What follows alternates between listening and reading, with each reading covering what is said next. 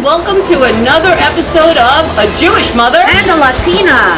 And you will notice that we are masked up today because we are out in the public eye in one of my favorite places. We are at Rab's Country Lanes with the proprietor, Frankie Wilkinson. Frankie, thank you so much for joining us today. No, thank you. Here. So today it's the Latina, the Jewish mother, and the Italians. Right, exactly. It sounds familiar, right? Well, Jews and Italians are the same. So exactly. It's all about... Welcome to Rab's. Thank you. It's nice. And you guys are out of the kitchen today. We're out of the kitchen. Out of the kitchen. We're out of the kitchen. Thank you for having us. Yeah, my pleasure. I'm so excited because I've always wanted to see what goes on back there. So we're going to take a backseat. So wait. Yes. First, we're going to bowl. Okay. I haven't done that in a very long time because of my knees, but this will be fun. And I have a 20-something average. Who cares? I'm not kidding you. That's my series in a 3-game series, so it's all good. And yeah, we're going to take you on a backstage tour to show you how it all works. That's so cool. That's great. How long are you here, Frankie? So we are here 25 years. So 2020 was supposed to be our 25th anniversary. Okay. Instead, we spent five of those months shut down. But here we are, 2021. We're excited for a new year. Excellent. Celebrating year 26 this upcoming week. Excellent. When did you open up again?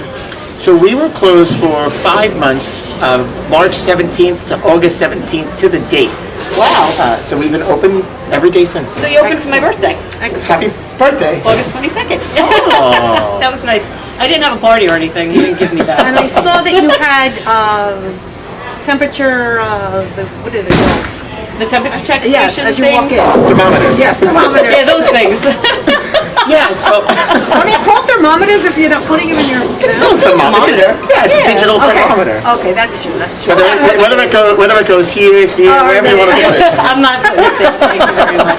So yeah, we thrive on providing a safe and clean environment. And we want people to feel safe when they come bowling. So one, we're subjected to 50% capacity, utilizing every other lane. Okay. So essentially, we're really operating at 25%, which is also the call when we have indoor dining.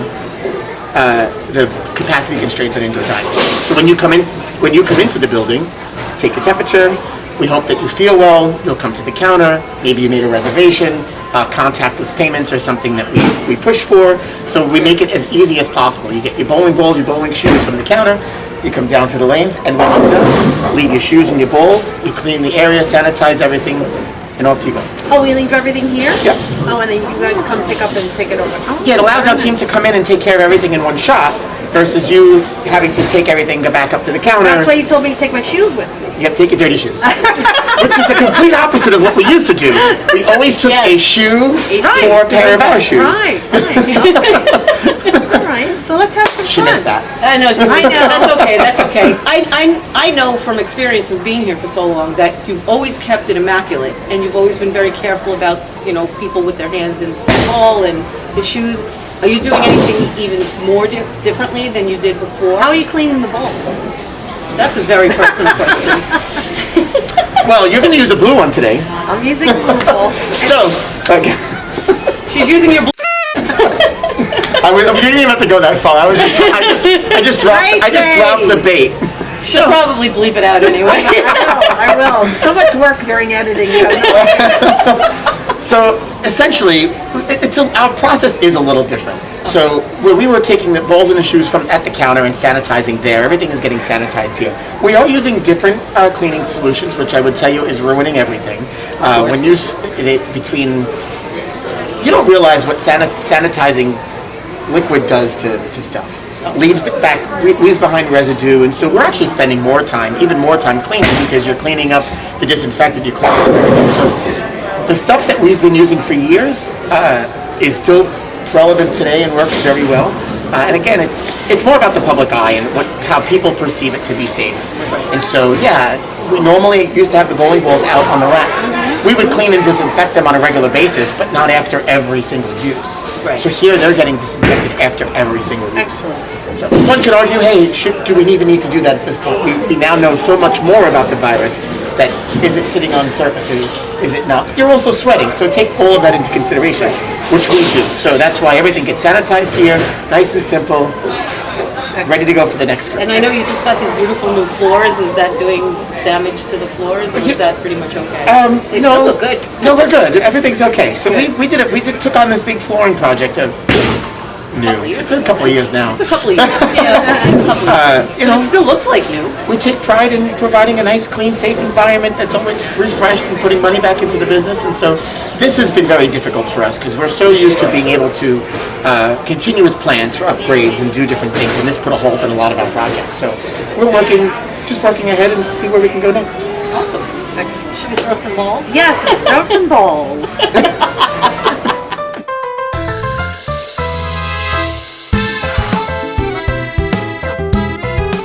I think I turn my wrist when I do this. All right, so that's easy. So ready? So you want to keep your palm up. When you release the ball, you tell the children you're going to throw the ball as if you're going to shake hands with the pins. Okay. Without turning your wrist. That's no problem. As straight as possible, but as if you're going to shake hands with the pins. Okay. Thumb up. Thumb up. When do I throw it? Down the lane. That was good. That was good. That was good. That's okay. The parents of the following bowlers are here, please come to. Wherever your body goes and your arm go, that's where the bowling ball is going to go. No different than any other sport. Am I looking at the ball or looking at the pins? Don't look at the ball. Don't Don't look at the pins either. You're going to look at you're going to shake hands with the pins and you're going to follow through. After you throw that Hello, ball, pins. you're going to come like this. No, wait, get it right. It's hello, ball. Hello, ball. Right. All right, but how many steps do I take? Whatever you want. Make it easy.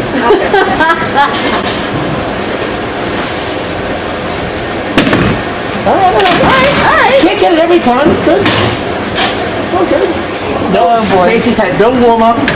No warm up. It's been how long? A year and a half? Careful. I will. We don't want you to fall. We don't want you to Oh my God. Oh, please. No falling. I promise, Dr. Lamont, I'll be careful. Don't try this at home.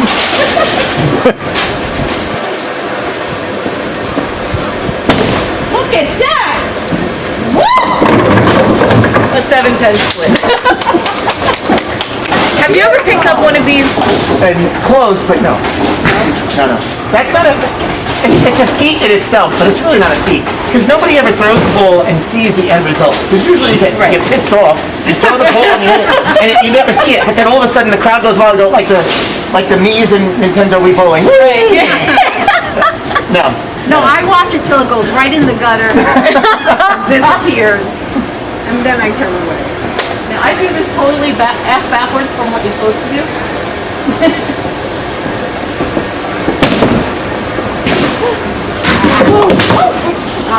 All right, Latina. The stress. Hey, Tracy, you and your family have been bowling for a very long time. How did you get into bowling? We read about your Cosmic Bowling for Kids when Steven was in like 3rd grade. So we brought him here, and Terry was so good to him as his coach that he fell in love. Oh, look at this! Woo! So you just needed a warm-up Is that frame. a bowling move? You needed us not to pay attention to you. We were doing story time. Oh, like Right. the doctor does when he's giving you a shot. Exactly, that was your shot. I got it. All right, so same shot, right up the middle. That was good. Shot right up the middle. So then when Steven did that, I was always looking at the papers and stuff that you have hanging, and I saw the adult child league. And my kids were all over it. They were like, yeah, let's try this. And we've been here ever since. Is she a Jewish mother? She is. I'm the Jewish mother, and here is... A Latina. You just have to do it just like that. Okay. I would never tell anybody else that. I was going to say, you usually say to people, look what Tracy does and do the opposite. That's been my mantra for years.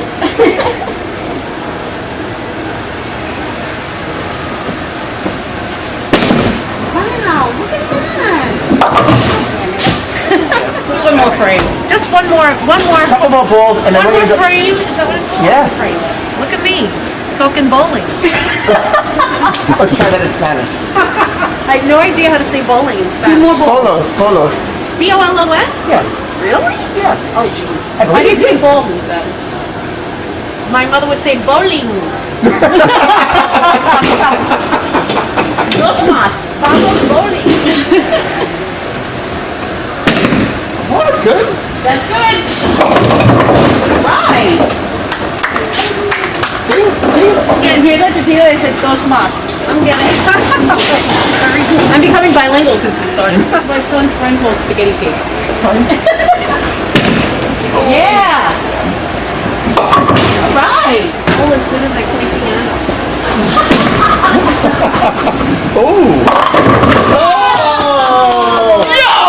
We're gonna end on a high note. Very nice. That was fun. So, Frankie, where are you taking us next? That's a loaded question. We're gonna go To the bells of hell. We're gonna go right to the back. We're gonna get a backstage tour of how this whole works. We have 48 bowling lanes. Right now, we're only using 24 at a time. So every day we condition the bowling lanes, one, to protect the surface, but also to control the environment, the sporting environment. So, go ahead, go like this. Oh, wow. So you feel the conditioner, and you can see it on the lanes. Yeah. It clears out the pins that were left behind. Sets the pins back up. So, Frankie, when the pin gets stuck, which we know has happened, do you have to manually do that, or is there a setting on the computer? So, no computer, all manual. Okay.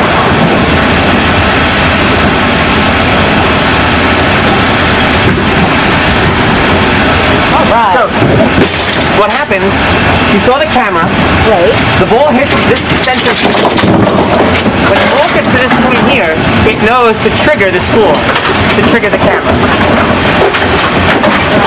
So when the ball hits here, it triggers the camera to know, okay, camera on lane 1, to pick up the score to go to the computer.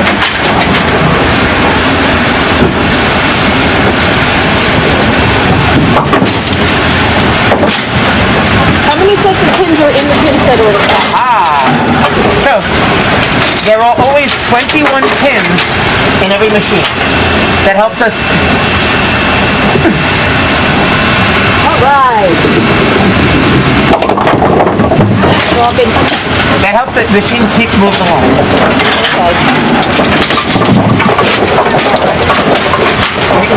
We're gonna move this way, and I'll show you how it goes. So you see, as the pins go in, the pin cycle in the back, they come up, and it gets the next set come up, and it gets the next set ready.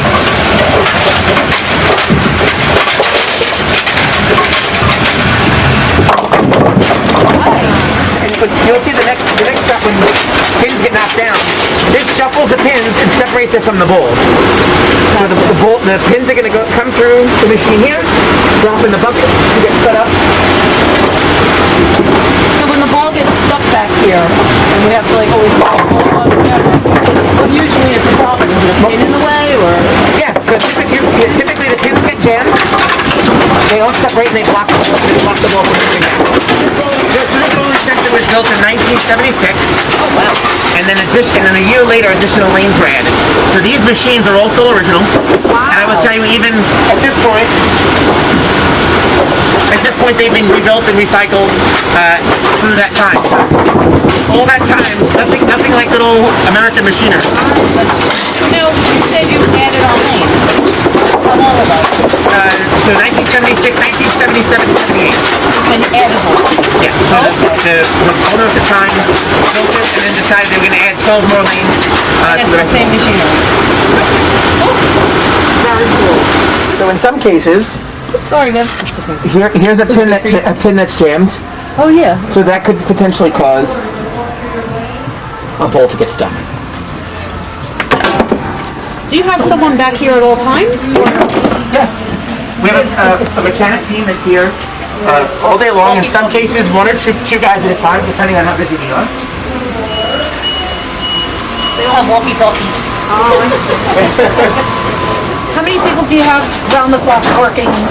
So during the daytime, back here, there's typically 2. And what happens is, on our downtime, we start maintenance. So we start from lane 1 to lane 48, cleaning, maintaining, and then working our way back, working on the next thing. That happens on a daily rotation.